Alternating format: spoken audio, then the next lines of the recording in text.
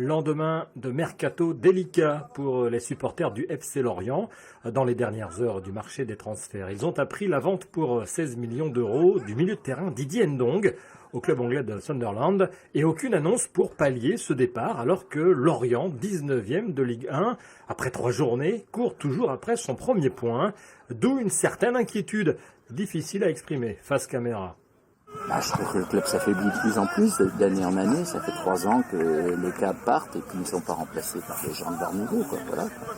Qu'est-ce qu'on peut craindre selon vous? Une relégation à la fin de l'année. On peut faire à ça. Nous, on est d'accord que le club soit bien géré, qu'il y ait des bonnes structures, mais s'il n'y a plus après les joueurs pour faire le jeu, ce qui nous importe supporters, c'est de voir du jeu.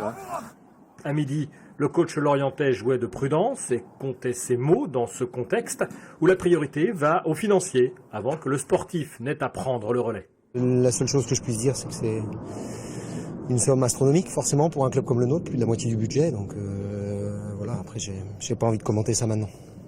On aurait quand même c'était un renfort, comme tu perdais un bon joueur. Bien évidemment, après ça n'a pas pu se faire hier soir.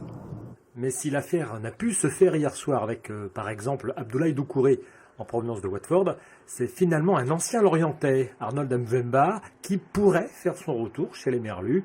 À 31 ans, l'ex-milieu de l'OL, libre de tout contrat, pouvait être enrôlé à tout moment. Au final, dans cette intersaison 2016-2017, le FC leur a vu partir, prêté ou vendu 14 joueurs contre 7 arrivés pour l'équipe première.